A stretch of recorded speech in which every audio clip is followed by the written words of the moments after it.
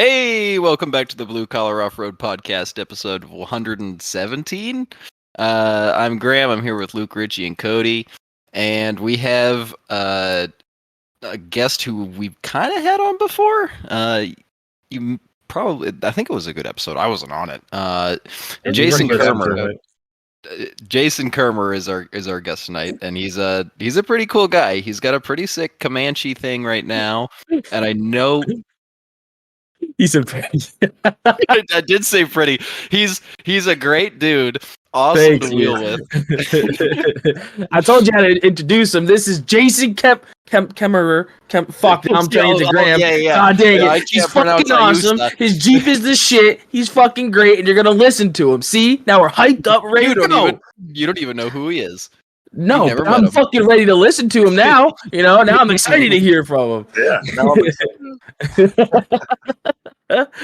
No, you've got an awesome Jeep now, and I know you had an old school buggy thing Luke was sharing pictures of, which I knew you had it, but I've never seen the pictures, and it's so cool to see an old school rig like that. So definitely want to talk about that too. But how'd you get into wheeling? There you go. Oh man, I was probably high school, like everybody. It's just wasn't the same kind of stuff as it was like old Nissan trucks and stuff like that. There wasn't. I'm almost 50, so things just weren't the same. It was just kind of whatever. It's the same story, whatever you could get your hands on, but there weren't. If it wasn't a Jeep, you couldn't buy parts for anything back then. So did you just beat on it stock? Like, what was the what? That was the body lift days, Okay. Okay. Because like there wasn't, what I mean? There wasn't anything else for trucks like that, So you do a 3-inch body lift, little sawzalling, and you go have a good time, and then eventually you end up into a total piece of crap CJ or something, and that was at the time I wasn't real like. I mean, I could work on stuff. I was always able to learn to work on things. I just didn't grow up working on that kind of stuff. So it was always a struggle. And, so kind of got out all that and just got rid of the Jeeps and old Nissans and all that stuff. And I bought a Suzuki Samurai brand new in like 1994 when I was in the Air Force. And that was really the beginning of the, good times, so. Mm-hmm. Now, is that just because Samurais are amazing, or is it because there was some aftermarket? Did stuff start coming out for them? I'm curious to see like it was what I could afford. Okay. So at that time, as a young airman, and I was married and stuff, and my wife and I needed something reliable, and I already been through like this piece of crap Jeep and everything else. So that wasn't working out, and so. And actually, I guess she wasn't pregnant yet, but so it was just, I think I was approved for a loan for like $11,000, and all my buddies were getting like 2-wheel drive Ford Rangers and stuff. And I was dead set on having a 4-wheel drive. And I was like, well, and there was a guy in town, my buddy Joe Pitts down in Florida, that had one that was sprung over. And, every time I'd be out in the woods stuck, I'd see this guy flying by, and I'm like, he's out there 2-wheel drive railing around on a Samurai while my big Jeep with a V8 is buried or out of gas. And I was just like, screw it, I'm buying one of those. So that's what I did, And I didn't actually meet him until after I bought the thing, and we've been good friends since. So nice. You had the Samurai, right? And you said the other guy had the spring over. Did you end up doing any of the gear stuff like that normally happens with the Samurais? Throwing 6.5 to 1s in there, or was that before? Those weren't even available yet. Yeah, like so back then, I think there was the Rock Lobster had maybe just come out, and I didn't even get to that point yet because this was our, daily driver, all that stuff, and I only had that thing for I might have had it a year. We did a spring over and 31s and all that. I was in Florida. It was a lot of flying around in the sand dunes and then going and playing in mud holes, so gearing wasn't a problem. And then my wife got pregnant, and I had orders to Korea. So like I thought I should get her into something that easier to drive and all that. So I traded it in on a 4-door Sidekick, and then I didn't end up having to go to Korea. So next thing you know, I'm like, we ended up in Utah, and I bought an old Toyota and cut that all up and put Toyota axles and 35s under my Sidekick and all that stuff. So, that was the daily, but but it was just different, so, but that was in like, that had to have been like 96 or something. I did that. So I was in the 1 year old. Yeah. So then I bought another Samurai, so I bought the beater Samurai at that time, and then started doing the stuff with it. So I had the 4-to-1 case in it and like 32-inch mud tires and all that stuff. But we ran the Sidekick around like to Moab and stuff where it wouldn't get really, you don't, there's good traction and all that stuff. There's not a bunch of trees to just ruin the look of your ride, Yeah. So the Samurai was to beat on in every way, shape, and form, and the Sidekick was, the places where you could go and not tear it up, really. So I have to ask the question, since you brought this up and you've wheeled both sides, which is easier, New England or Moab? Moab is definitely, they have all the traction. They don't ever want to admit it, but it's easier out there. The views are beautiful and all that, but they have all the traction. You don't have to beat your stuff out there. If gearing goes a long ways out there, you can just, you could have 0 horsepower and just get around because, you got traction. We'll put a pin in the you don't have to beat on it. We'll save that one for later. Mm-hmm. So, was that or like, I don't want to spoil it, but was that when you started getting into the competition stuff, or? No, that took a while. That wasn't until after I was out of the Air Force and all. I got out in like 98, moved back to Pennsylvania, and we have family business here, started my dad had bought a lawn service right before I was getting out. So, he kind of hit me up and my brother as well and asked us, is this something we want to be involved in? He was going to go ahead and pull the trigger on doing that. And, so we were like, all right, yeah, I decided to go ahead and get out. Gage was so young. I didn't want to stay in the military and have to move all over the place all the time and spend, all that time away. So decided to come back to PA and get back into the lawn service thing. And then, so later on, we started competing just because it was, it wasn't that far away and all that stuff, like 5-hour drive, but that was closer than, before that. So yeah, that was Paragon Adventure Park was in, over in Eastern Pennsylvania.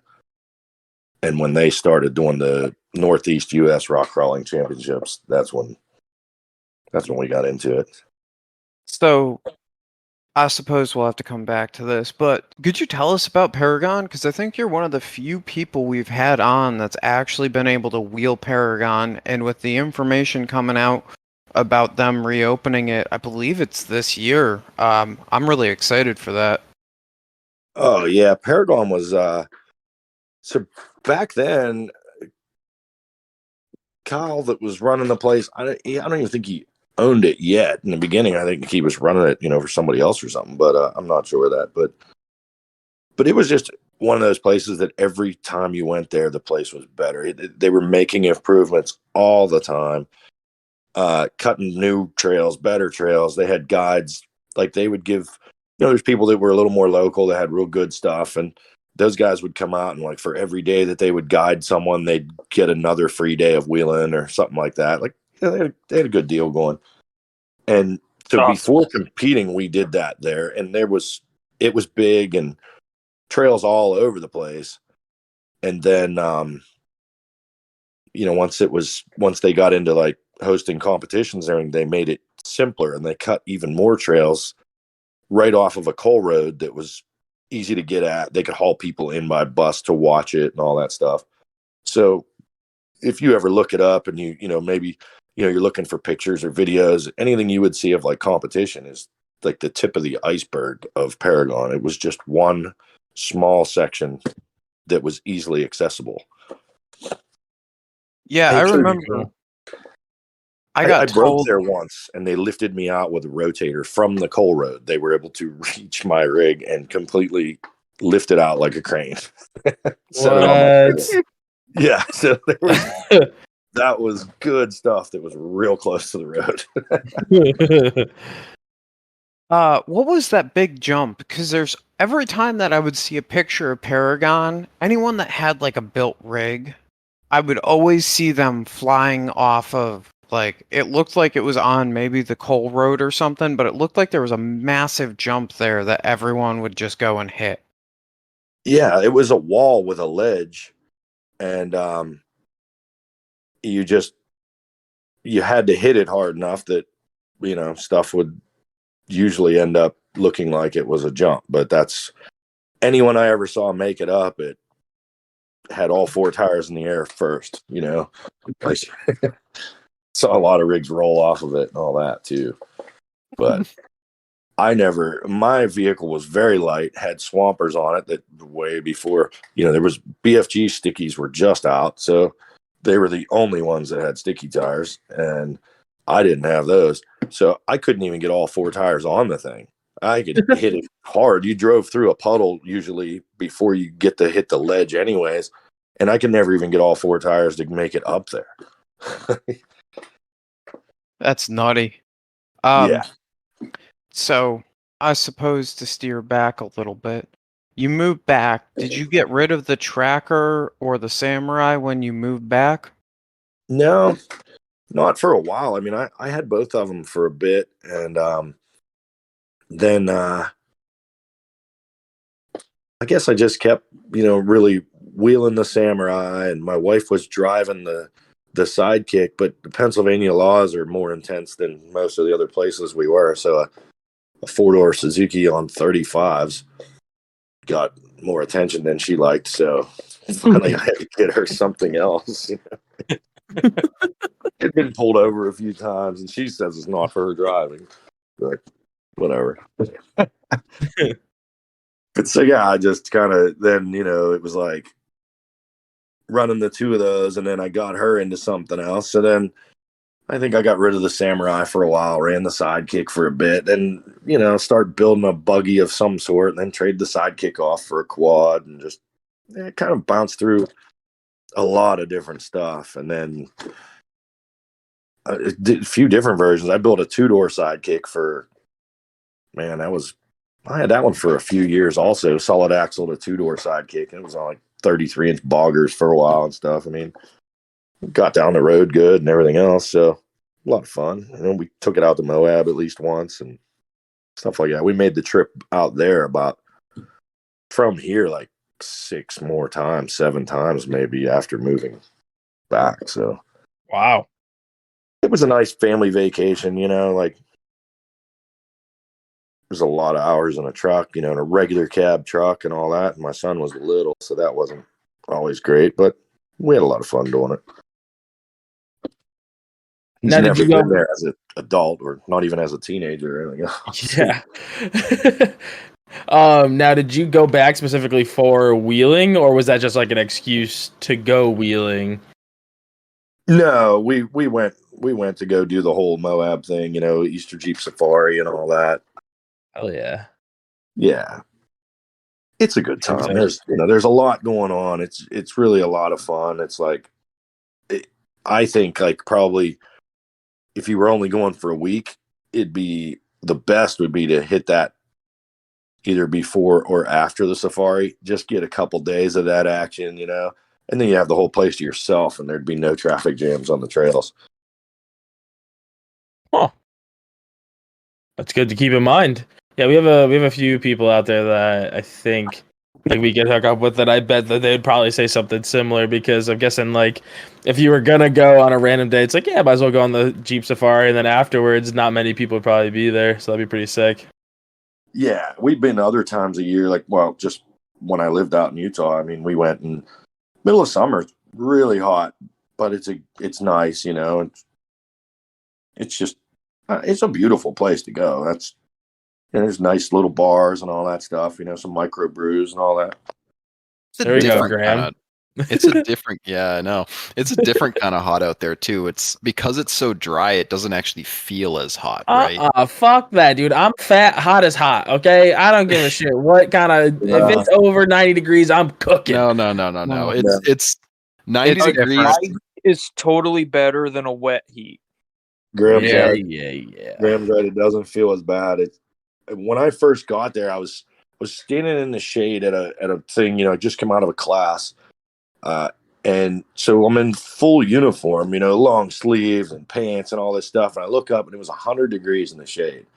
And since your sweat evaporates off you so fast that you don't ever really sweat. You don't even get wet armpits, you know. It's like, it doesn't feel that hot. But man, you got to remember to drink water because it's that hot. Yeah. It's definitely on all of our bucket lists to get out there. Yeah. It's inevitable. It'll happen. Just a matter of when. Matter of when and how many people are actually going to make it out there with us. Oh yeah. Well, and now it's even more worth the trip with Sand Hollow being not that far. You know, you go that far out west, you might as well get to catch something else that's cool. There's a lot of good trails in Colorado too. So. Oh yeah, like White River. No, is it White River Junction? That's in Colorado. That's wicked nice. Grand Junction. Yeah, that's what it is. Yeah, White River Junction, I think, is a snowboarding place, ain't it? In a mountain. I don't know. Why would you snowboard in a river? I don't know. But yeah, I heard Grand Junction is pretty sick too. It's really cool because there's green, like you actually get trees and grass and all that, but still has red rock, so it's kind of a totally different style than like Utah or like Moab or Sand Hollow. Pretty cool. Yeah, that's like literally the end of it too. It's like from there, man, you get on the highway and it just starts to change to just desert looking, you know? Mm-hmm. Pretty sick. Yeah.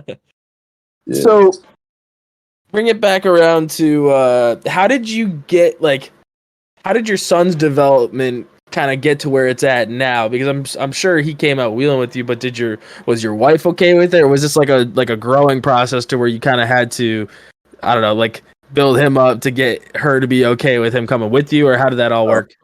No, she didn't care. I mean, you know, we had him on like four-wheelers and dirt bikes and all that stuff when he was little, you know. So, and she wanted him to be able to do team sports and stuff like that, you know. So whatever. I mean, he started playing like soccer and football and all that stuff when he was 5 and 6 years old and everything. And she didn't really care as long as he got to do, you know, those things too, to hang out with other kids or whatever. We could go do whatever, you know. Guys' day was guys' day. So, and she didn't go with us to see what we were doing and know whether it was, you know, it's ever yell about it.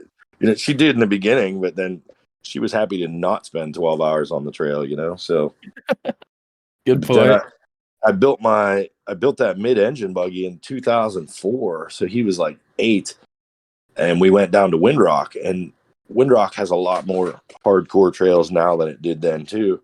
So back then you would go around Windrock, there was a lot of driving in there. You know, and you just from one good obstacle to another one, there's just could be a few miles of just like dirt road driving, you know? Yeah. And I say he's like 8 years old, and I looked over and I'm looking at like where his feet are in comparison to mine, you know, and I'm like, man, he might reach, you know, if I like roll up something and put it behind his back, I think he could reach the pedals. And I had cutting brakes in it, and it was an automatic, and it had hydraulic steering. So I'm like, I could sit in the passenger side and easily turn the wheel if I need to, or hit the brake. You know what I mean? Something, you know, it wasn't like he was going to crash us. It wasn't like he was set up for failure here. So put him in the driver's seat and we went, you know. Like, I'm just putting along. I was like so bored, you know, trying to go from one obstacle to another. I'm so bored with it. I'm like, I'm just trying to, you know, how do I make this more fun? I'm like, dude, you want to drive? That could get real fun real quick. Yeah. Well, it was cool, but the thing worked well. And then like after that trip, you know, he did a lot of driving around there, all the easy stuff. And then we come home, so I started letting him drive around here. local spots and everything else. And then he's like shit talking my buddies. Like if he'd make an obstacle that they didn't make in something, they have like a samurai on 33s, and he would talk shit to him. I'm like, well, that's maybe a bit excessive. Listen, if a fucking 8-year-old outwheels you, you deserve to get shit on. I don't know what the rigs are. But if he's in a comp buggy, I mean, yeah. I don't care. That 8-year-old deserves to talk shit. Yeah, it's like, there was a couple of things that we did that they were difficult, but they were way more difficult the shorter your wheelbase got. So like, the 2-door sidekick that was solid axle swapped and all that, or a samurai would have a lot harder time. I mean, my buggy was like 107 inches long on 38s. So, he'd just go and idle right up this stuff, and these other guys would try it, but they also didn't want to. They would drive their stuff there. They didn't have a trailer or anything. They'd drive it there. They're not going to torture it to death, and then he'd be up there giving them shit, That's how it starts. Yeah, it was a lot of fun. So, we did a lot of different stuff like that over the years. I mean, so I ended up teaching them to weld early and all that too, just because always working on different things. It was like, taught a bunch of his friends how to weld and all that, just because it was like, well, why not? These kids want to do something. I mean, I was never the you got to go to college guy, because that route didn't work out for me. So, better learn to do some other stuff. Yeah, gotta be useful in other ways. Glue some metal together, it's a useful skill. Yeah, he used to be able to like ride unicycle and juggle and all that stupid shit. And we had clown college, that'd work. Yeah, you're like, you trying to get him ready for the circus? I'm like, I don't care what he does if he can support himself. Hey, if they're paying good, go for it. Poor Gage. We'll have to have we had an episode with just Gage? No. Okay, we may need to have him on. So he can redeem himself from clown college. I've never been able to ride a unicycle. I've always tried. I always get fucked up. I've never had the opportunity, and I'm really not. I don't think I need to ride a unicycle, but they look so much fun. Yeah, I don't know. I never pulled it off, so not for lack of trying, but I never managed to do it. You look like you know how to ride a unicycle. Yeah. What is that supposed to mean? I'll take that as a compliment. How to handle one. Oh boy. I don't mean anything bad by it. Yeah. No, I definitely do not know how.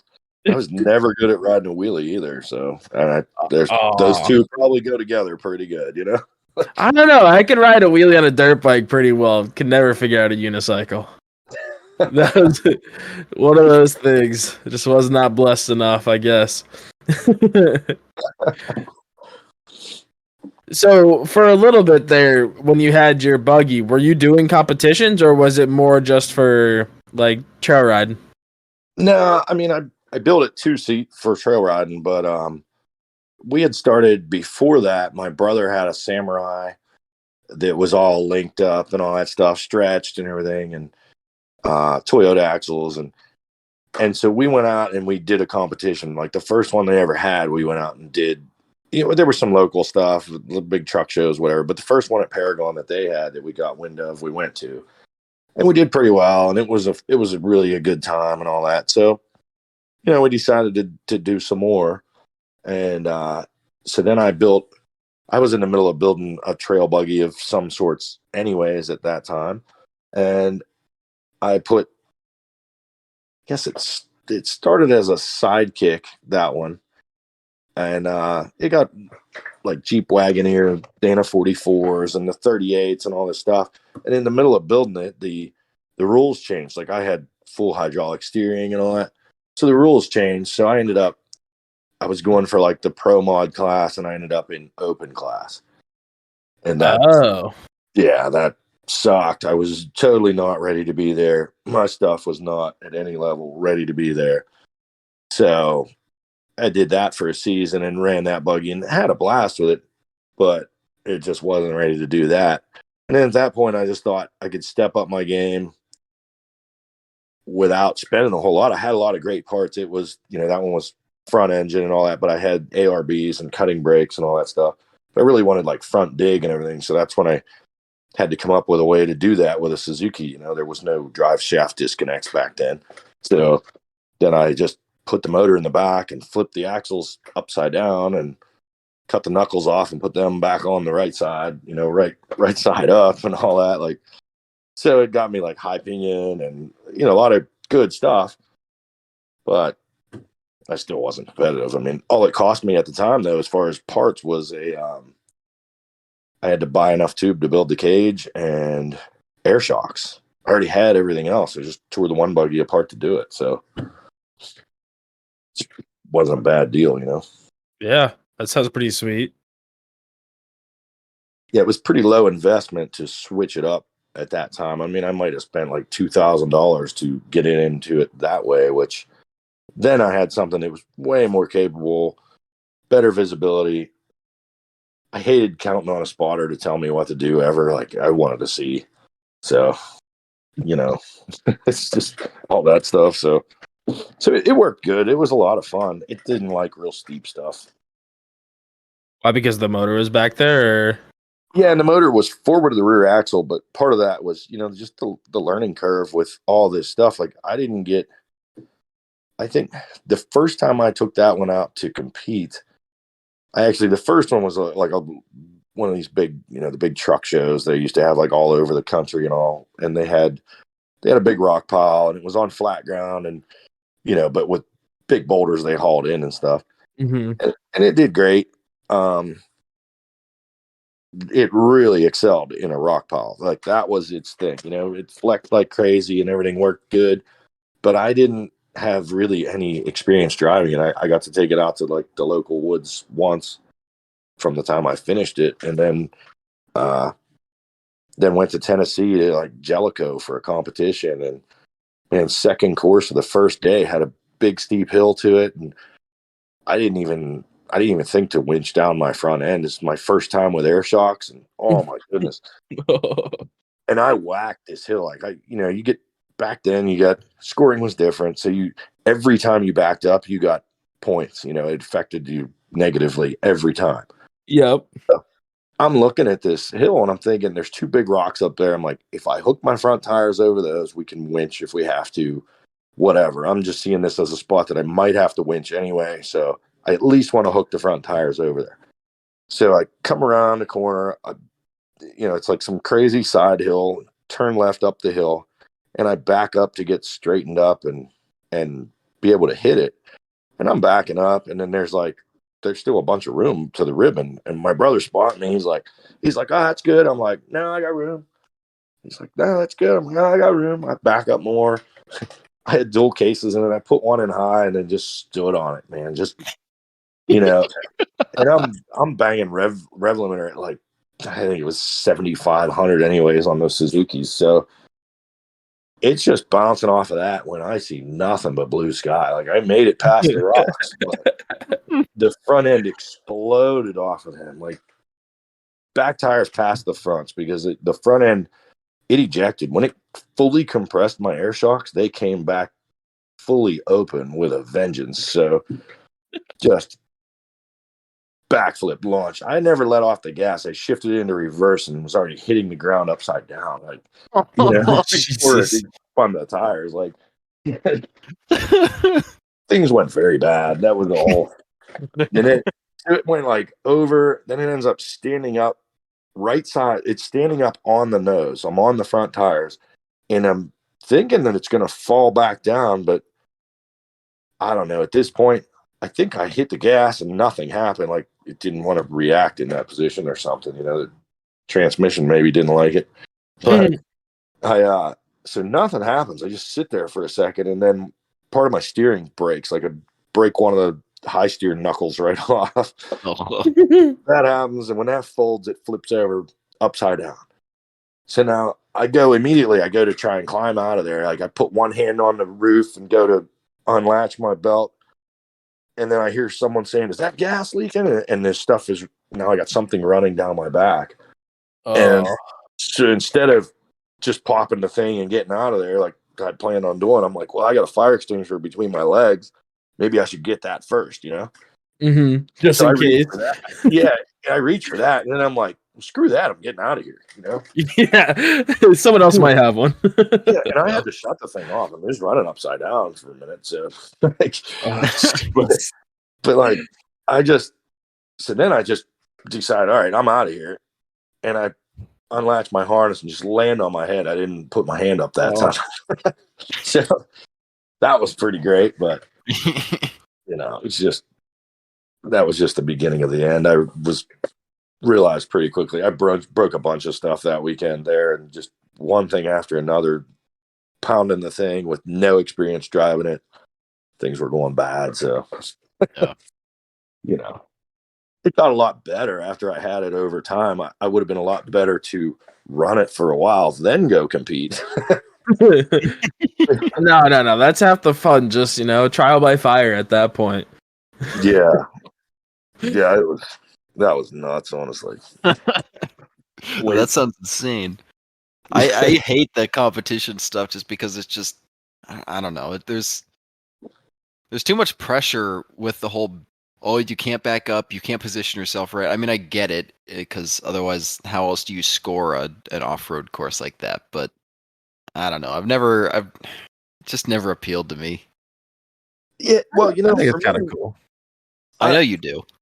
For me, it was because it was, I built that buggy in 2004. Mm-hmm. So at that time, there was a lot of that stuff out west. There was a little of that stuff over here on the east, and everything in between. Like, it wasn't like you just go next town over and you meet up with some people that have badass rides that you can go out and get into hardcore shit with. Yep. I had this full buggy, and all my buddies that I wheeled with wouldn't even, like, if we went out in the woods and I went into something gnarly, they were like, nope, we're out. They disappear. It's just like leaving you for dead, whatever. You know what I mean? They're like, we're not getting involved in this. We can't go in there, and we're not watching none of that, whatever. Sounds like some bad friends. Jeez. Yeah. I can't blame them, because sometimes shit went bad. You know what I mean? I put it in some stupid spots, but so that's what drew me to the competitions. I was like, all right, well, I can go out and do really stupid shit. You can get involved in some badass rock crawling. And you'll have somebody to help you when you inevitably go ass over tea kettle. Well, and I was confident enough that I didn't think that I would need all that help. Yeah. That was a mistake without any experience, That was a real mistake. Like, I honestly, like, should have went out there in something more stock. Like, that probably would have been a blast. But hindsight. Always 2020. Yeah, so, and it cost just as much to enter that class too. You just didn't get paid back anything because nobody wanted to be in that stuff because they didn't make any money. There's only a few guys in it, but it would have been a better weekend of wheeling for me. Might have lasted longer. It would have been more time to enjoy driving instead of flipping and catching on fire and all those good things. Lots of good times. So was that kind of, you didn't really do much like competition after that, or did you at least try to keep it going, or not really? I finished that season, but I mean, with a young kid and other interests and remodeling my house and all that. And back then, I don't know what it costs now, but then it was like $350 to enter a competition, and it was a 5-hour drive for us and all that stuff. So that was it was a whole nother thing. I mean, I have to come home, work on everybody else's stuff to make extra money to do it. And then it was like, I wasn't exactly living the dream, you know what I mean? It was like work, more work, then go to that weekend and be stressed out and bust ass the whole time. Like, and then, and then drive home tail between the legs, like that sucked. I really got my ass kicked. Yeah. It's just, so then it was like, okay, how about I just take this thing that's a lot of fun and I just go have fun with it. It'd be great. Sounds like a better option to me, that's for sure. Yeah. Now, were you able to find other people to wheel with that were like a similar caliber, or were you still just kind of out wheeling with your friends that would leave you for dead? Well, they wouldn't leave me if I didn't do anything really stupid, Yeah. But yeah, I basically was just wheeling with them and, hooked up with a few other people along the way. But, a lot of guys that had good stuff that were like in it and out of it and all that, you guys know how it is. Life gets in the way. Sometimes you think that this is the one thing you want to do. And then, if you're married and got kids and all that, I mean, it just can't just be about you. So, Absolutely. Yeah. So I just took a break from it all for a while. And we spent years trying to build our business more and all that. So, now it's like I'm ready to be back into it. Yeah, clearly it's hard to stay away, right? It's I feel like once you hit a certain level, like you're locked in. Like you can step back, you can go do life stuff, but I don't know. Yeah, you keep getting sucked back in, like. Yeah, it's addicting, right? I don't know if there's much else that can combine the sort of things that you get from just going out with the boys and hitting even the time ranch or whatever it is. Yeah, even the time I spent away from it, it wasn't like we never didn't have like dirt bikes or quads or something. You know what I mean?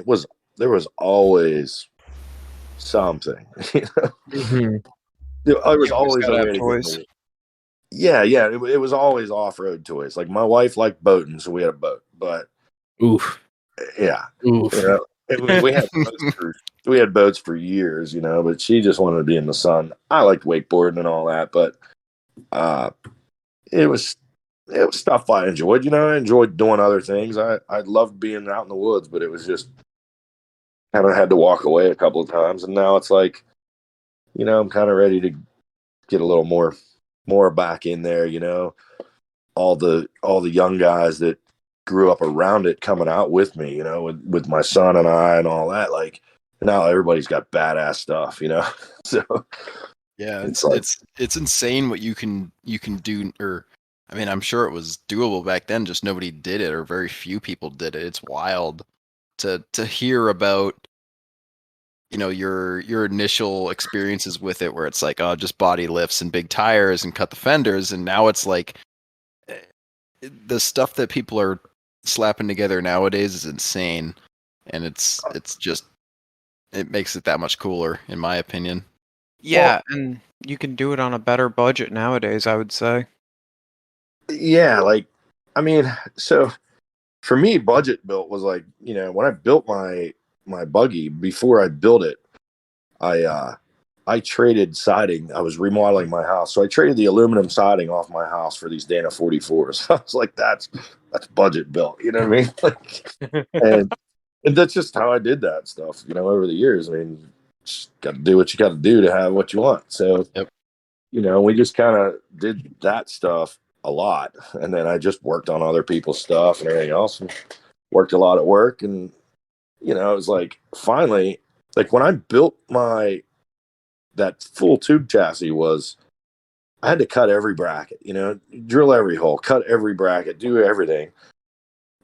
Nowadays, the things that you can buy, it's just unreal that, you couldn't even buy like a leaf spring hanger back then that was worth a shit.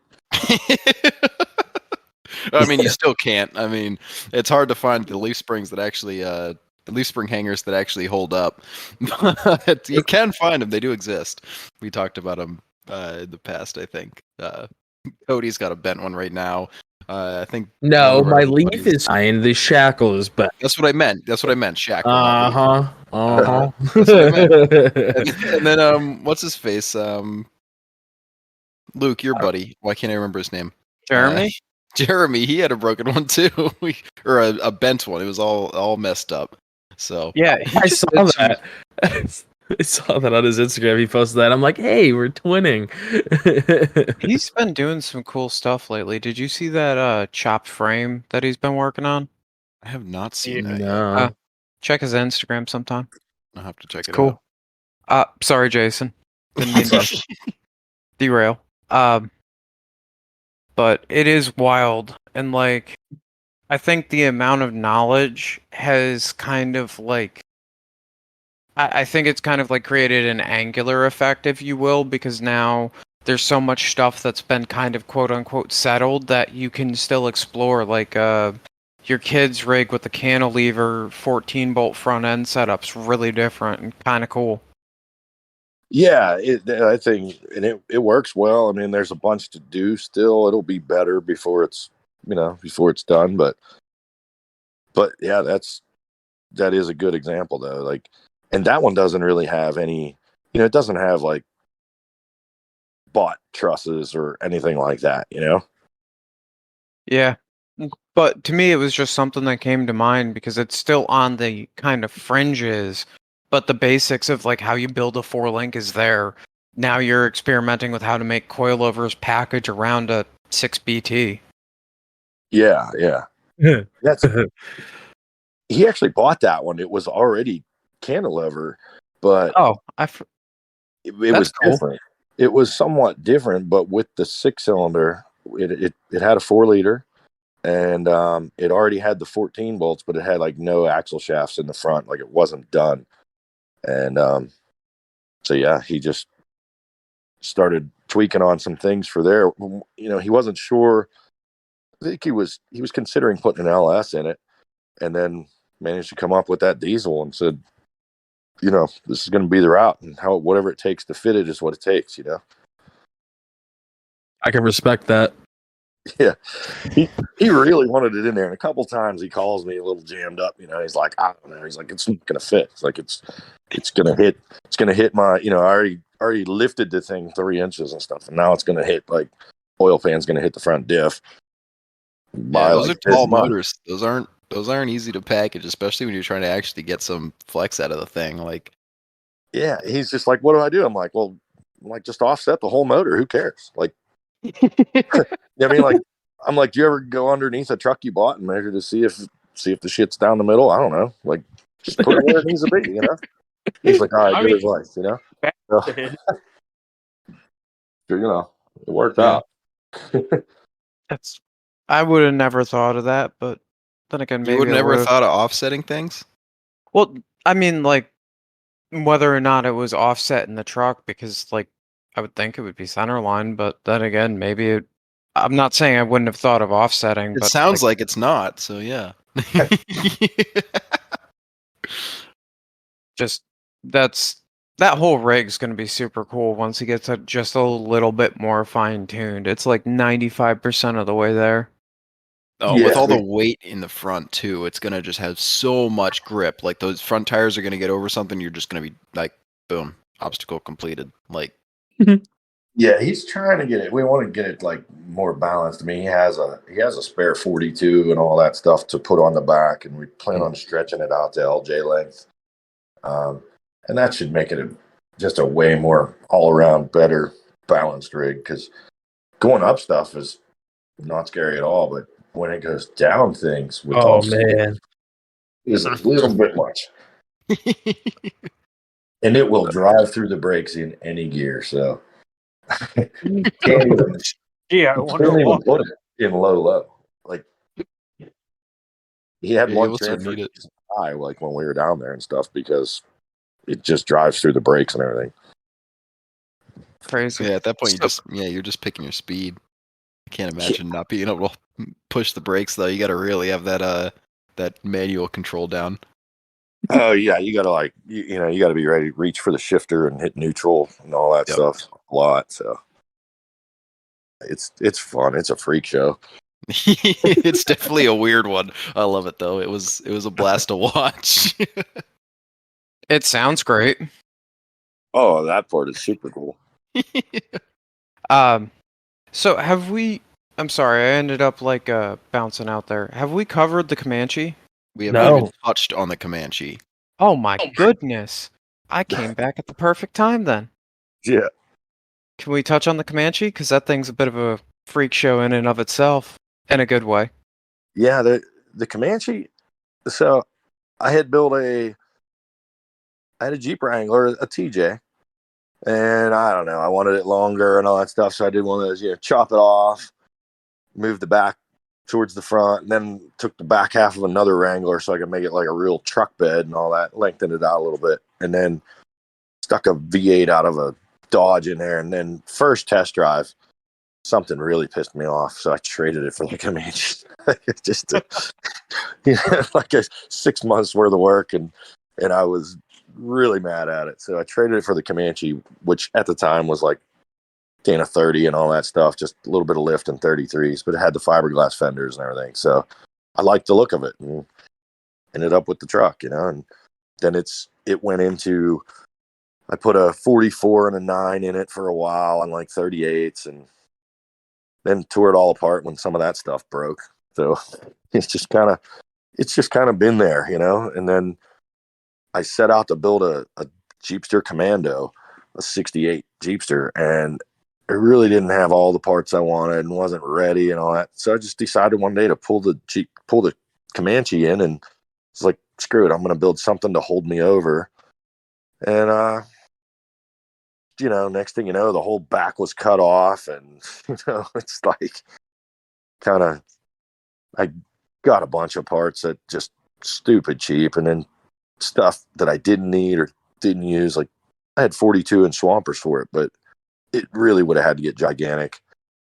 So I traded them off for 40s and all that. Like, it's just kind of a lot of different things along the way. I mean, I had the 5.3 sitting there ready to go in it. Motor mounts bought, headers bought, everything ready to go in it.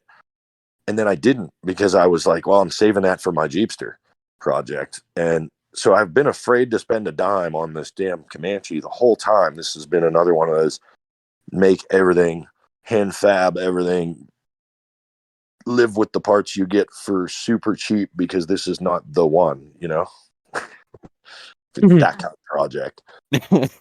So it just, I don't know. I mean, I'm happy it came out as good as it did, but like, I had a 4.3 in there for a while, and then I just could not get a standalone harness was $750 for the 4.3. Oh my God. Yeah, I had $0 in my 5.3 because I bought a truck, sold a bunch of parts off of it, and the motor was free. I was like, this would be the stupidest thing I ever did, So that's how the 5.3 ended up in there. And then, just I bought like a long arm kit or something, like a do-it-yourself radius arm kit for a used off a guy. It was never used. It was new in the box, but stuff like that, and then I just kind of reconfigured the parts to do what I wanted. So I made a regular 3-link for the front and all that. And it's got that Dodge Cat axle. That's a nightmare. But it held up. Well, it's all chromoly now, so it oughta. But hopefully it better. There's no CAD disconnect stuff in there. It's all, Now, did you have issues with it, or was it just the the concern of all that crap breaking? I didn't want to have to deal with the little. There's a thing you can buy to do away with the whatever the CAD thing is. Yeah, it's like you can put it manual, a solid or piece. Yeah, it's like a $150 or something to push and pull this cable. And Gage had it on one, and it really was not easy to work. And then it would, once in a while, parts on it would break, and you have to always be messing with it, So I didn't want to deal with that. So, and mine, I couldn't buy a locker for the front. I wanted to drive it on the road. I had full hydro on the thing at one point, and then I decided, and the frame was cut off, and the winch was set behind the grill. And then I decided, well, I want to drive this on the road. So I rebuilt the front part of the frame, put a steering box on it with hydro assist instead. It's just been it's nonstop. I mean, this thing, everything done on it has probably been done twice, except for the cage. So There's nothing wrong with that. I am in the same boat. If I didn't do it twice, it'd never get done at all. Yeah. Well, those cat axles, so mine were also the extra crazy version. So since I wanted to have a locker in it so I could drive it on the road. I didn't want to weld it up since it doesn't have hubs. So mine were whatever they are, 32 or 33 spline. They're not normal at all. So I had to buy chromoly 35 spline inners so that I could buy a locker. And couldn't find outers at the time. So first trip to Good Evening, I broke an outer, but then I found them after.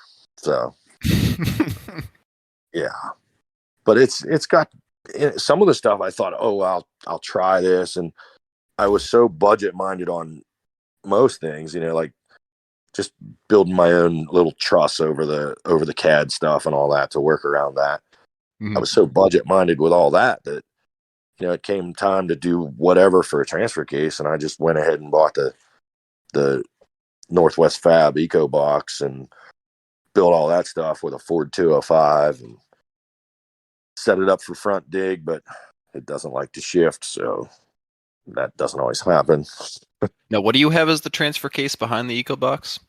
It's a NP 205 out of a Ford. Okay. You literally just said that. I'm sorry. Yeah. And you drive it on the road, right?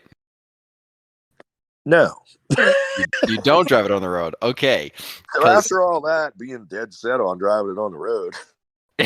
God damn it. Because I need to get other people's opinions who have Eco Boxes who drive them on the road, because mine, now granted, it hasn't done it recently, but I still don't trust it. It would always pop out of gear. The Eco Box just would not stay in gear, and I am convinced it's because the detent is a piece of shit. But I got no proof yet. So I've never had that happen with mine. Gage does drive his on the road. I mean, and he has an Eco Box in it. His is a manual too, so that's a really good comparison, because no, it's auto. It's auto. Oh, it's an auto. Well, maybe that's the difference. I don't know. Mine, if I'm going down a hill, right? If I'm lugging the engine, not on the gas, just going down a hill, just cruising along, letting it do its thing, it'll put enough pressure and it'll pop itself into neutral, and then you have no choice but to pull over to the side of the fucking road to pop it back into gear, which is obnoxious as fuck. And it happened quite a bit before I rebuilt it, and I can still feel it moving since I've rebuilt it with a new shift collar and a few other pieces that I suspected were worn in a weird way that might have been causing it to put more pressure than it needed to on the actual teeth of the gear to slip out. But I'm not convinced it's fixed. I still have my hand on it every time I drive it on the highway. Just out of nervousness. Yeah, I mean, you can feel the thing. Like if you let off the gas and you're going down a hill, I can push against it, and you almost can't hold it in gear. It's putting that much pressure against the thing. So I don't know. It's a pain in the ass. Love the case for off-road, but it's just a nightmare on the highway. Well, now, didn't you say you were putting like a quart of fluid in it too? I was putting whatever it told me to put in. At least I thought I was, but it pukes it all out. Because I thought I heard you say a quart, and it only takes a half a quart from what I remember.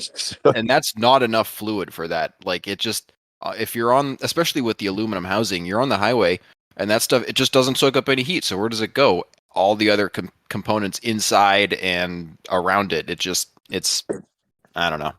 Yeah, right. That might be a bit. You almost need a closed loop like system, and this is going way back, but we got made fun of for talking about putting an external cooler on your doubler, but it almost needs it because it literally pushes fluid out of the breather hose and doesn't want to hold anything. And then you're running with no oil in the thing in a case that's already overheating, and it's just, I don't know, craziness.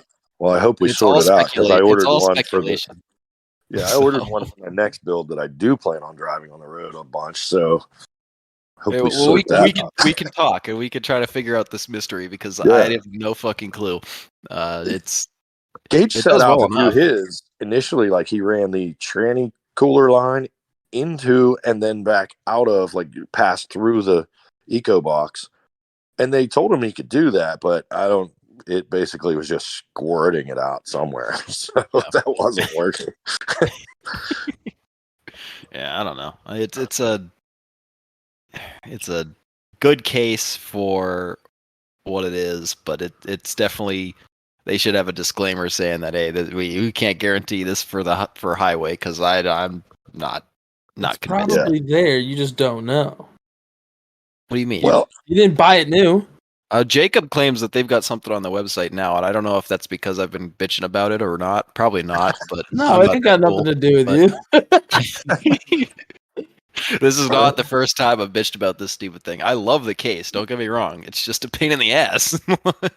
I tell you what, they are super cool there, though. If you want to know, you just call them and ask them. Oh, I have. I've talked to them before, and that's why I rebuilt it, because they were like, well, it could be the teeth are worn at an angle to each other, and it's pushing apart. But then I put in, I guess I didn't put in brand new fucking like planetaries or a shift collar, but like I've never had that issue with the 231 or a 241 or any of those cases that have the same system in there. It's just like it's got to be.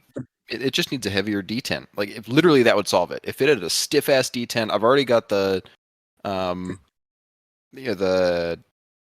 why can't I think of what it's called, the cable shifter, so it just, right, you can adjust that to do whatever you need to do. You can adjust the detent so it can be softer or heavier, but cranked all the way in, it's not hard enough. It needs to be stiffer. So I don't know, maybe you can find that on McMaster car too and just get a better one and slap it together. It's not a unit you can take apart. I've tried. Without ruining the case, you're never getting that shift rail off, because I was gonna take it off and like grind out the two keyholes for the detent, try to make it lock in even more, or give it like a hard edge so it would be tougher for that ball to move, but I couldn't take it out. So how about just a stiffer spring? Well, you can't. The detent is a single unit. It's not a ball and spring and nut. Yeah. It's a screw in ball spring. I did not remember that, because I never had that part apart. I bought mine new, and it was already that part's in there. Mm-hmm. So I never even thought of what it might actually be. Yeah, that's why I say McMaster car probably has a stiffer one, right? They have everything, so might be worth looking at. But I don't know. I don't drive it on the road enough to really care. I just hold it. I should get a bungee cord, see if that holds it. It just seems kind of tacky. Like I've been there. I had a sidekick that my wife and I went for our anniversary years ago. We went to this Cedar Point. It's up on like Lake Erie, big amusement park, but it's like a 3-hour drive for us anyway. And this little sidekick I had, fifth gear, it would pop out. The thing had like 240,000 miles on it. Fifth gear was just worn out. It would pop out. So like we're going down the road, and I would make her take a turn in the passenger seat, just holding the thing in fifth. And it's like at some point she's like, I'm tired of holding that. I'm not doing it. And I'm like, well, I can't do it right now either. So I just put it in fourth gear, and we're just zooming down the highway like 4,500 RPM. I was like, whatever. Maybe today's its day to die. Whatever. And then I seriously got a bungee cord after that, because I'm like, we're not getting caught in that situation again. Like, keep one in here. Yeah, it gets old. It's those long drives that really do it. Like, I can go a couple hours with my, couple fingers pressed against it to just monitor it. But, the last long drive I did with my Jeep was to the Outer Banks in North Carolina from Boston, essentially. So it's a long haul. And it didn't do it on the way there, but on the way back, I don't know if like the detent broke in or what happened. Maybe that's when I roasted those teeth. But I don't think, like I said, I don't think that's the case. I had to hold it the whole 14, 15, I forget how long it was, hours back, and that sucked. I was pissed by the end. I'll bet. That's rough, dude. Were you already on like tons and 40s driving it all the way I there? was on tons and 37s. It literally was as you saw it, without some of the front end tube work and coilovers. It had the Dana 50 in the front and was still coil spring and all that, but Otherwise, the same transfer case setup. I think I had literally just finished setting up that transfer case, the doubler and everything in that, and then I drove it there, and and it was for a wedding, and there were a couple. It was actually a wedding for our. She's not the secretary, but she helped start the club. She basically was yeah, she's our treasurer now, but she essentially started the club. She did all the paperwork, so it was her and a few of the other guys from the club showed up, and they were like, "I didn't think you were actually going to drive it here." I was like, "Well, it's I was thinking about it. I was like, well, I've got the truck, which I've never driven that far, and it's fine, but I've never done it." I was like, "Well, the Jeep's done that long of a drive before. I don't see why it couldn't do it again because I wasn't flying down there. I was gonna drive." So instead of chancing the truck, which probably would have been fine, I drove the Jeep, which was it was fun. It added another level to the whole thing. Blows my mind. Yeah, agreed. Although I will say that on the note of stuff not liking gears, my Jeep does not like when you're on the highway and trying to hold third. So there are some of the climbs that, like, not around here, but when I was driving it on the road, that you'd have to go into third if you had it all loaded down because it would like bog out in fourth. Yeah. Wow. However, if you could get it to do the climb in fourth, it would just happily truck on in fourth at 3,000 RPMs. I don't know. That AX15 in my Jeep's a little weird, but it's pretty normal. I mean, it's all completely new grounds when you're driving a 1-ton rig with a factory transmission and motor on the highway. It's just not made for it. Like it's a lot of work for that stuff. Yeah. So, oh, sorry. Go ahead. I just don't have like a lot of stuff is pretty done on mine, but I just didn't ever get to the brake lights and all that. I ended up, I put the light bar on the back, and I did hook brake lights into that, but I don't have actual like normal position brake lights or anything. So that's all. I don't have any working headlights or turn signals yet. So like I hang the I have the fiberglass bedsides notched. They fit right over my cage and just pop right on. A couple pins hold them in, and so it has a look that I could drive it down the road, but I just haven't really gotten to yet because of those couple of things. That thing would be a hoot on the road with the 5.3 in it. I've driven it like to my shop and stuff, which is only half a mile or so from my house. So it's pretty good. I have 410s in the axles. So with the 40s, that's, it's a little not quite deep enough. Right. It moves itself because it has the 5.3, but it's not like it's great fun or anything. But with the doubler, it works so good off road. I'm like, I'm not spending any money on gears. That money's going into the next project. So it's like I don't need it in the woods. It really just doesn't. That thing's like watching a school bus in the woods. You think it's that long? It's that long, yeah. It's only like 100. What's the wheelbase on it? Yeah, that's pretty long. Yeah, but it's also, I guess, what makes it seem like a school bus, quote unquote, is just because it's full bodied for the most part, right? Yeah, it's full bodied, and then you've got the leaf spring, so you have the overhang on the 114. Yeah. That's what I mean. The first build, I used the Comanche springs, and because the offset is like the same as the Chevy 63s at one side on Comanche springs, and then there's a short side. So I put them on backwards from the factory. So the long side was towards the front, and the short side then didn't stick out the back near as bad. And then I tried to climb some rock down there on the Rubicon Trail at that first big rock on the right on the Rubicon at Good Evening Ranch. And basically I got up there and then fell straight off backwards and bent both of my rear leaf springs at the same time. And then while backing off, because then there was a tree behind me, the position I ended up in, like I couldn't just back up and get the hell out of there either. While backing off, I dropped the front end like 4 feet to just the left side front of the frame tip sticking out at the winch plate that I want to put like a little stinger or something to connect the two sides together right there, and don't have it yet. So it bent the hell out of the one side of my winch plate is sticking up a couple inches. So it just dropped from 4 feet onto that. So,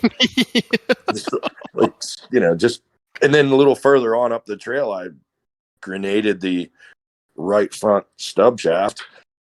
So the Rubicon, I guess, was the demise there. Yeah. The one. That's a lot of damage for not a lot of. I grenaded. I grenaded the thing, the shaft, and then seriously moved it forward like 10 feet just to be in a spot where we could take it apart and pull the inner shaft so it wouldn't knock out the ball joint. Yep. Here it hit the ball joint, blew the clip. Nothing came apart, but it had, it was on its way to wrecking things. Mm-hmm. And then I pulled it was really a sketchy situation of getting it lifted up and, on the side hill in the rock pile, all this. So like in the excitement of it all, when I finally get the shaft out, which honestly, it was a quicker job than it was like using the high lift jack was the worst part. It took forever to get the jack to work and then, not die by using that and all that. So I'm so excited. I take this shaft and I chuck it in the woods. I'm just like, there it is, and in a show of celebration, I throw it in the woods. And then when I start driving out of there after it's all back together, I'm like, shit. I asked Kevin, he was riding me. I'm like, did you happen to pick up that shaft? He's like, no, what are you talking about? So I had to back like a half mile back down in the woods to go get my chrome ollie shaft out of the woods. Oh, shit. It was just stupid,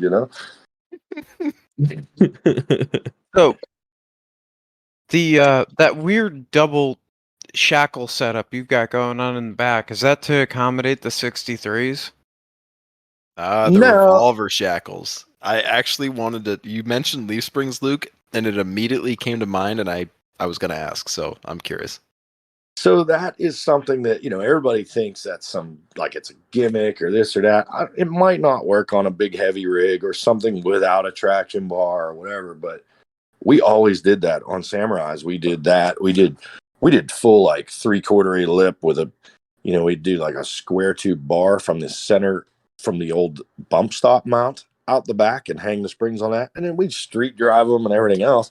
So I just never think twice about it. I was like, whatever, this will give me more flex. So it was a cheap way to do it. And like some $20 AutoZone shackles, they're lowering shackles for some of those big long shackles are lowering shackles. It's like F250 lowering shackles. I think we had a set at our old spot. Yeah. You just have two shackles put together, right? It's just yeah. And the one set was off of my wife's Chevy Colorado. Like the second set, like I did a leveling kit on her truck or something, so I had those to bolt to it. It was just, when I say this thing was thrown together with whatever, you got so much room back there, man. At some point, just come to the Church of the Four Link. That would be money, Luke. I know, but I have to say it. No, that one's. I'm pulling my wheels and tires off of that and bolting the Swampers back on, and it'll be for sale. That's the plan with that one. There's nothing else happening with it. Like it's. Oh, that kind of makes me sad. I mean, you could buy it. I could buy it, but preserve a piece of history. That's like a lot of effort. I like the thing. It just was never like all along. It's not what you want. It's just a. Right. I wasn't like cutting corners or anything like that. It's just, I was just doing things a little different, like I don't know if you guys noticed my rear brakes. Everybody thinks it's funny that I only have one caliper on the rear. Well, I never even noticed. I would have just assumed you had two. And anybody that looks underneath just thinks, like I catch crap about it all the time. And I've been doing that since it had a 44 and a 9. I did it then. Like if the rear has a spool or it's welded, whatever happens, I'm still stopping one tire. Like that's a good point. Good point. I don't like it, but it's a good point. Yeah. Well, here's the other thing. instead of having to upgrade my master cylinder because my stuff was used to pushing little, drum brakes, I didn't have to do that. I have great brakes because I only have one caliper back there. When you put two big ass calipers back there, you get bad brakes, and then you have to, upgrade things. I didn't want to spend any money to upgrade things, so it has a single. It was oh my god, the answer to all the problems. And then honestly, I also, it also still has 3 pedals in it. When it had the stick, I ended up now, after putting the V8 and the auto in there and all that, when I put everything back together, I ran my brakes. The rear line out of the master goes into my clutch master, and then out of my clutch master to that rear single brake. So you have 2 pedal brakes? Yes. So that's fucking cool. Yeah. So when we're in the tighter stuff and all that, when you're in the places like the tight little rock gardens or whatever, where you're going along and then stuff gets all herky jerky, whatever, I can just put a foot on that left brake and it's only stopping that one rear, well, both rears, but it's not like putting a bind on all of them. It's not like I'm, you know what I mean? It's not really counterproductive. It's your front dig pedal. It's also my front dig pedal. Yeah. So every time I front dig, I do mash that pedal. So let them horse ponies sing. Yeah, it sounds good. It works great like that. It's that I just kind of like that rig because it was really I got to see a lot of it at Good Evening Ranch, and it was cool to watch it work because of how different of a rig it is compared to the particularly, not to harp back on Good Evening Ranch, but watching you go through the section after those guys that had more money than driving skill were failing was hilarious. Watching him pull Graham's shit up the hill was fucking gold. That was a good time. that was something, all right. Yeah. It's still, I have a manifold leak after that. Oh, I fully believe it because you were on that son of a bitch getting up that hill. Well, I realized pretty quickly that and not just because he was in first gear at the beginning. Low, yeah. I did change it after we figured it out. I was like, I'm the limiting factor. You shifted, I shifted, next thing you know, I'm second, you're in second, whatever, we're hammering down. The hill just kept getting steeper. And I'm like, if we don't make it the first time, this is going to suck. Neither one of us has reverse lights. This is going to suck. So that was a good solid 3-4 minutes of rev limiter on that 5.3. You're just flying out of the trail, connected together.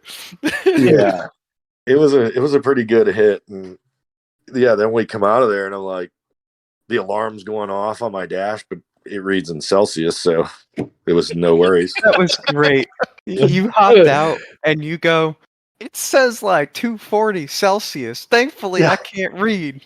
I said I can't read metric or something, right? No, you literally just said it, whatever temperature it was in Celsius, and you're like, but thankfully I can't read. You pulled your cigar out, lit the cigar, and just stood there as it was idling and cooling off. Yeah, fantastic. Well, and I forgot that I killed I have 2 fans on that, and I killed one of my fans before that fiasco. So there was only one fan running for that, and that was kind of good for it. So then we come out fine. Yeah, until we come out the top and the alarm went off on that, I never even thought about it getting hot because it had run cool all weekend. But then all of a sudden I'm like, oh shit, that could be a problem.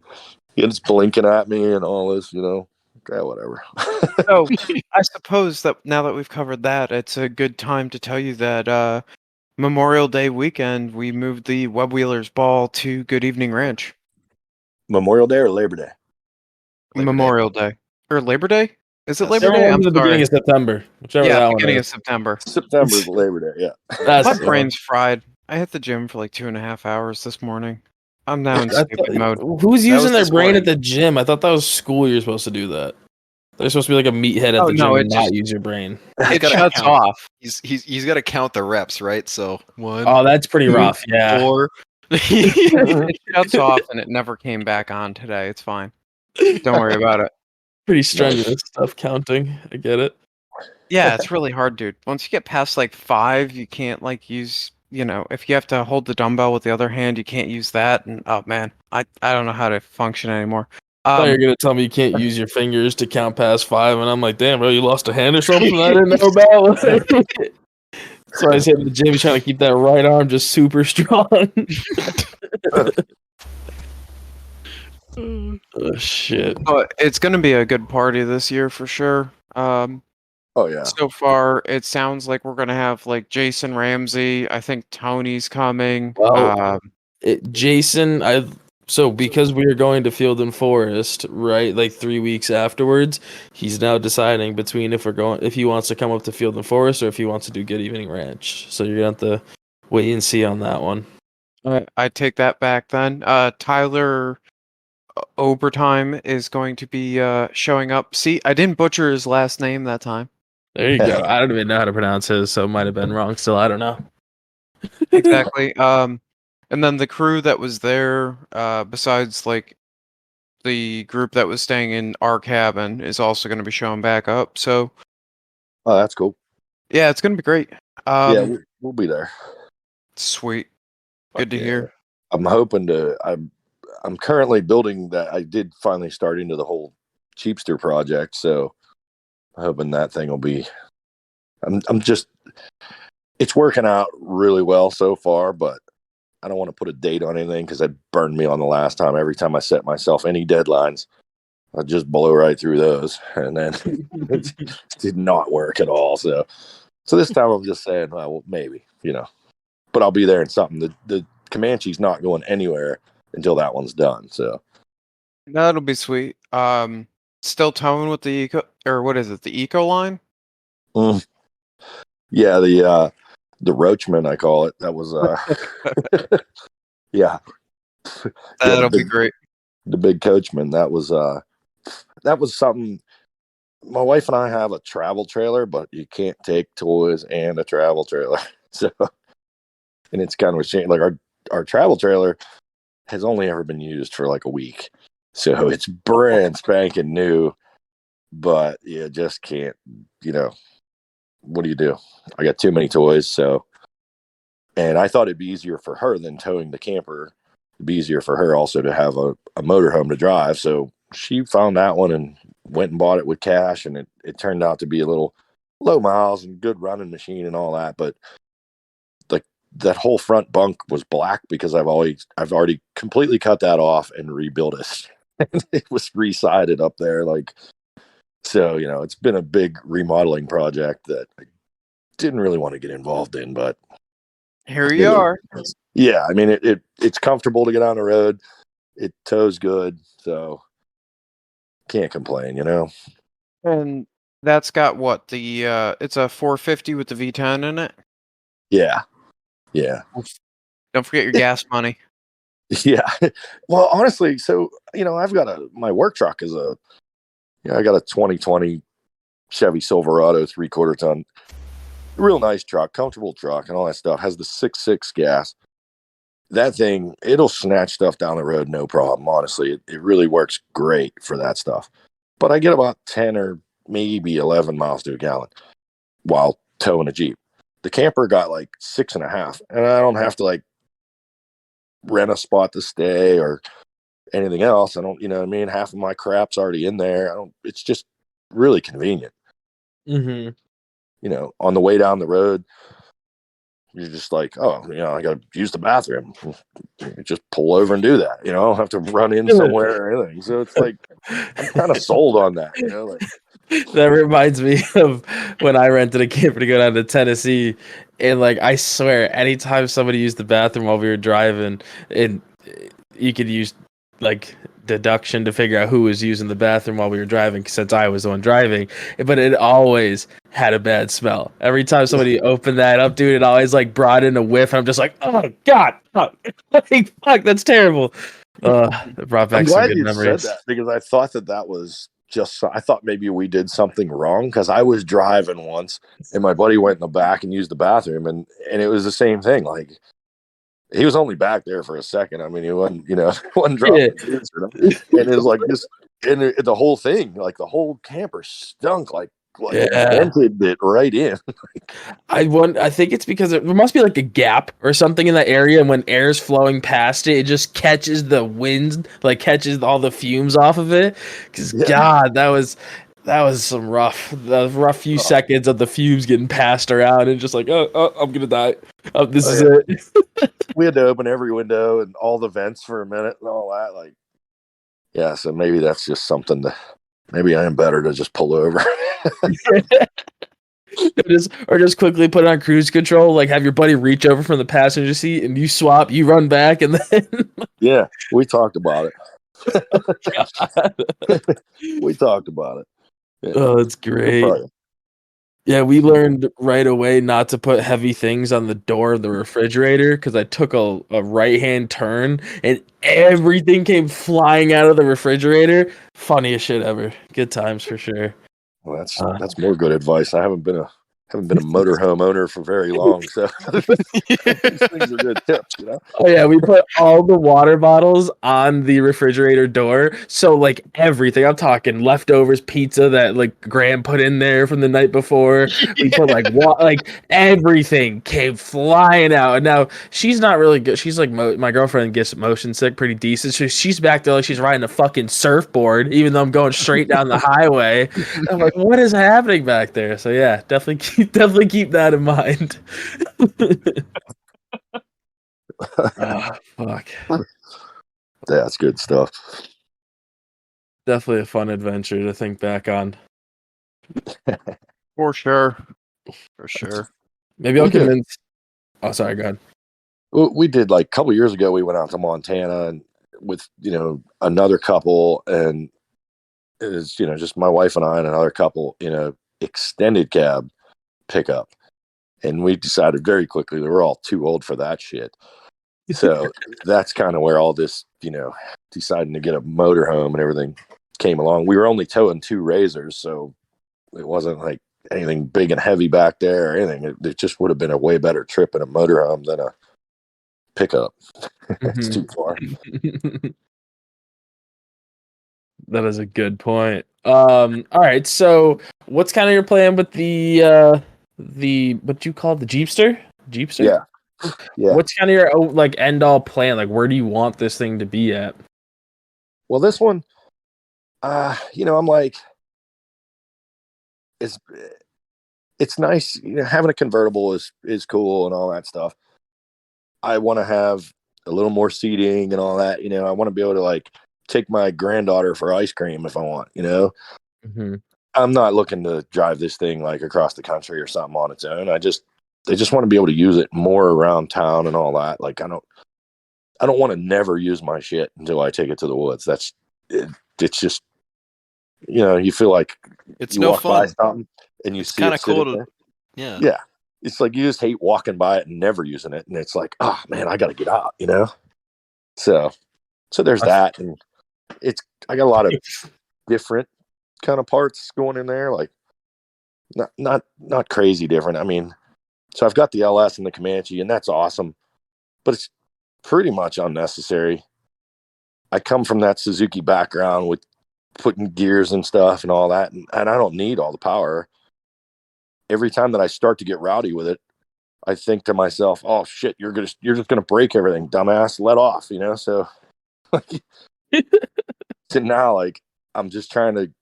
This build is more like I'm trying to go back to a little lighter weight, but still be on good axles. So, I got a Chevy Colorado with the 5-cylinder. It's a all aluminum inline 5, makes 235 horsepower.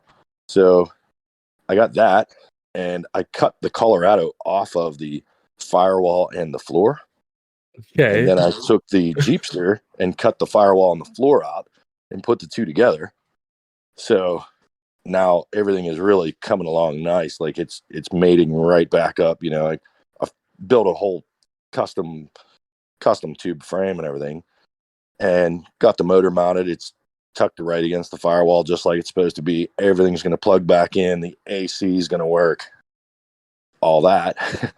That's pretty cool. Are you gonna have like the aluminum, whatchamacallit, like the accordion style venting to go run it everywhere to vent it in, or is it still gonna have like the Colorado dash? So it'll be nice and simple.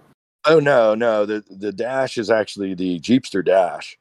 The Colorado dash it was in 2005. The Colorado dash is stupid simple. It has like the heater controls, and this particular one had like push button transfer case and all that. So I'm not using any of that. I'm going EcoBox to a Chevy 205 this time. So there's really not much. I have to mount like the light switch and the heater controls, and that's about it. There's just nothing up there, you know? So that's real simple. The like the transmission and everything fits under the floor perfect because it's already the floor that was above it, you know? So So that's all coming along nice. I got two of the like 2005 Ford 60s. I'm putting one of those in the rear, and the one for the front, I'm cutting the chunk out and relocating it to the passenger side. But so it'll be 4-wheel steer. The 40s and dirty lifes off of my Comanche will be on this one. So just hydro assist, got a JK box, like, you know, that'd be fucking cool. Yeah, it's really like it's coming along pretty good. It's just, you know, I don't want to jinx myself, but things are working out pretty nice. Like these 05s, they have that where the coil spring mounted on the top of the outer knuckle. So, you know, you buy them out for super cheap. It's stupid simple to just put this mount up there, totally out of the way of everything else, and mount a coilover on there. Like, so that's why it was all these things that I wanted to do that just kept me not doing things to the Comanche, not spending money on the Comanche, really. So yeah, you know, being a fun rig, and I mean, I'll enjoy it the whole time here, you know, till this next one's done. But you know, but it's not, in the long run. The Comanche isn't what I want to have. I want to have something a little more useful. The rear steer isn't even something. It's not like I've never been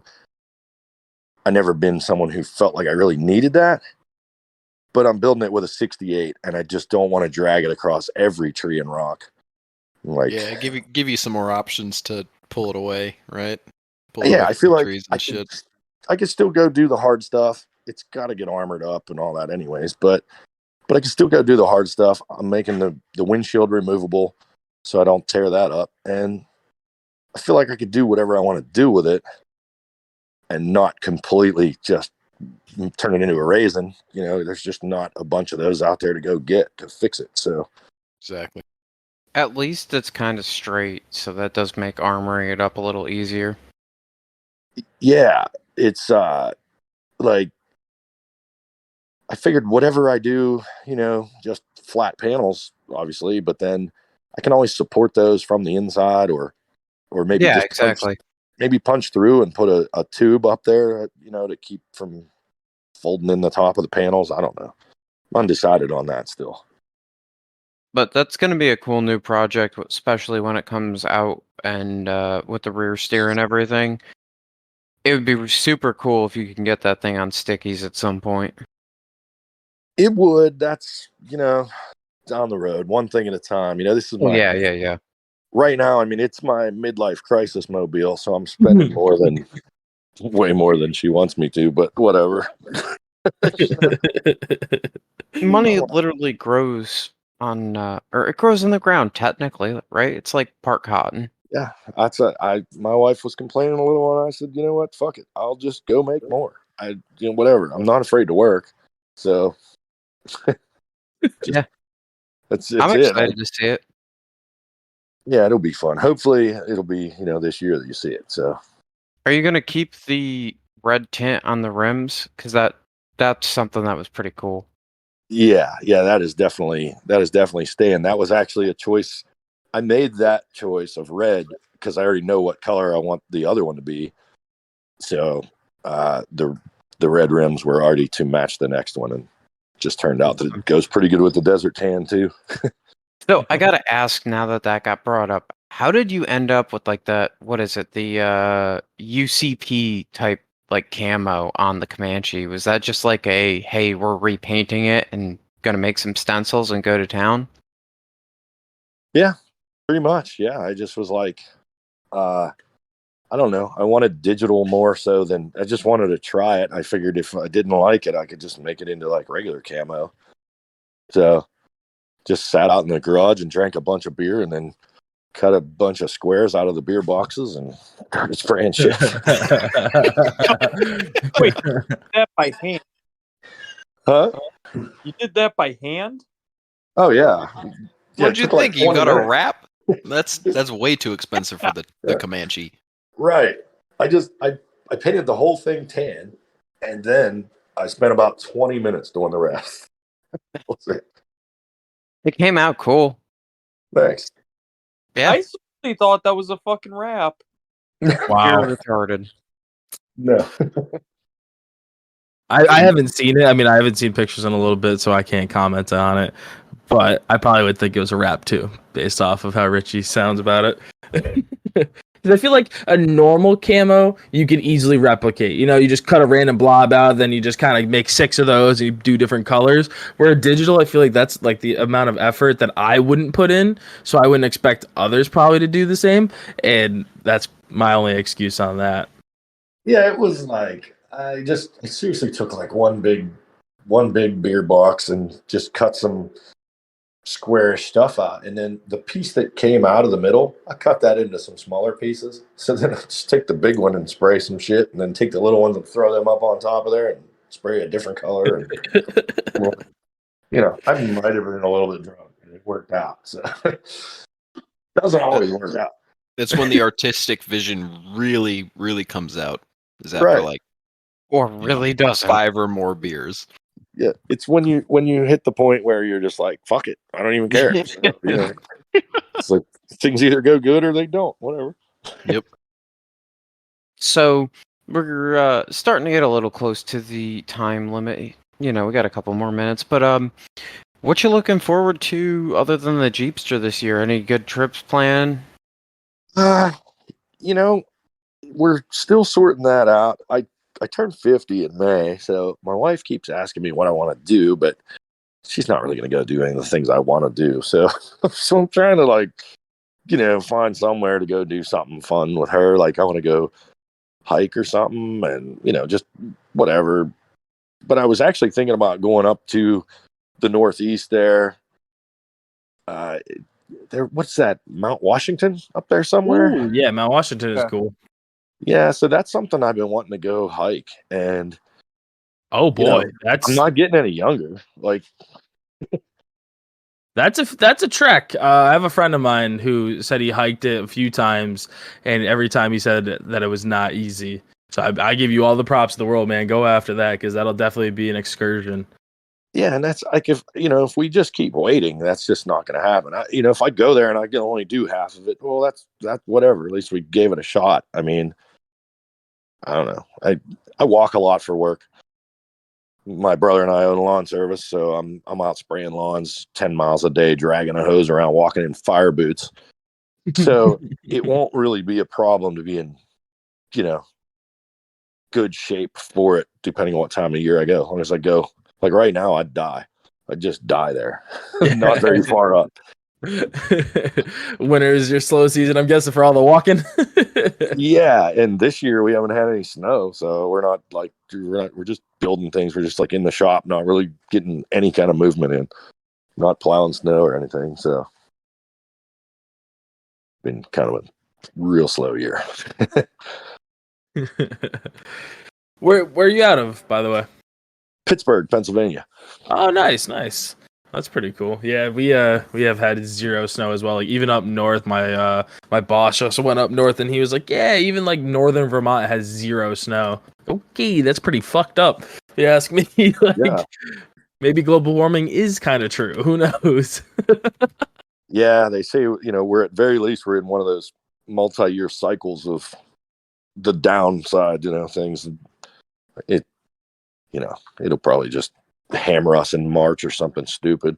That's been my guess too. I'm like, oh, just wait, we're gonna have one crazy snowstorm, and all my coworkers like, no, we're not, Like, yeah, we will, because that's exactly what's gonna happen. Everybody's gonna get their hopes up in March. Yeah, end of March or something. Like, it'll be ridiculous. That's exactly what I've been saying too.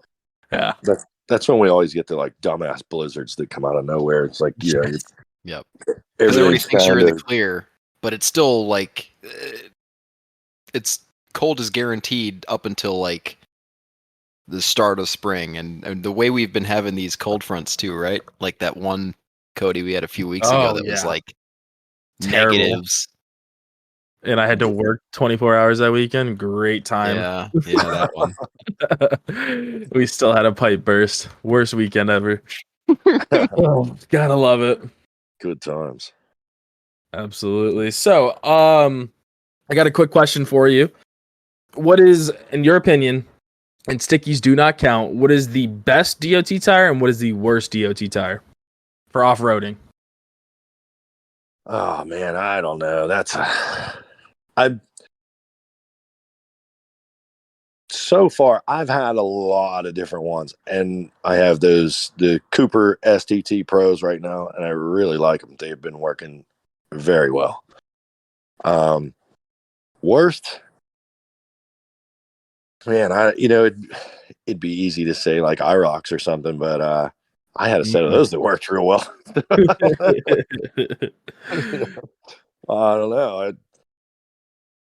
It's all good. I'll just say that if the sticky IROX end up coming in reasonably priced, I kind of want a set of those. Now, it's funny that you said that you liked the STT Pros, because I feel like those have been the most polarizing, where we've had people on both sides of the spectrum say they like them, or some that said that they hated them. So it's kind of cool to hear that you enjoyed them. And do you feel that they actually had a soft sidewall or no? Yeah, but not they're not I've put them through enough torture now that they're not soft, they're not getting cut easy or anything like that, but they are soft. They really conform well to the rocks and all that stuff. My only complaint with them so far is one day it had rained prior. I don't know. It was done raining long before I got to this spot, and I was on grass, and it just was like topsoil, that kind of dirt. They don't move in that. It'll throw shovels full of shit and not go anywhere.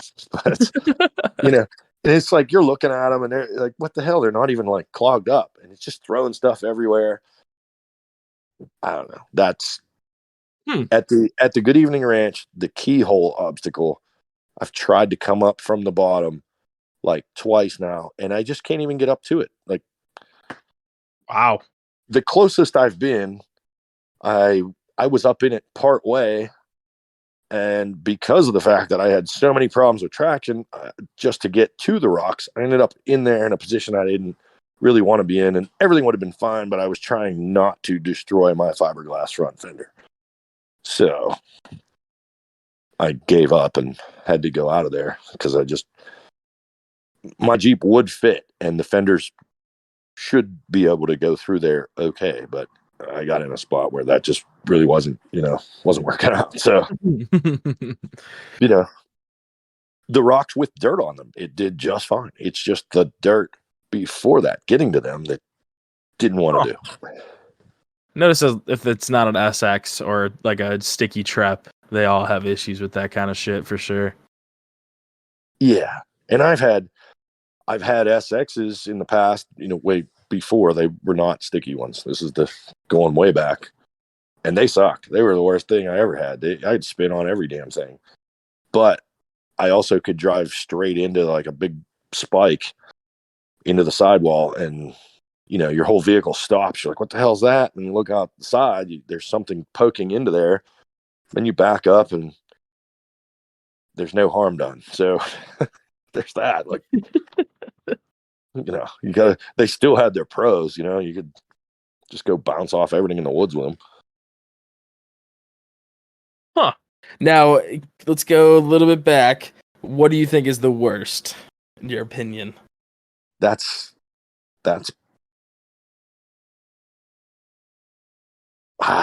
still got to be. Well, honestly, the pro comps are probably the worst. Really? Yes, the pro comps. Without a doubt, I've seen more of those get cut. That's all. It's not traction wise; they were okay, but they just cut easy. So, to me, that's the worst. For what tires cost, you don't want to be replacing them because they just got sliced right open real easy.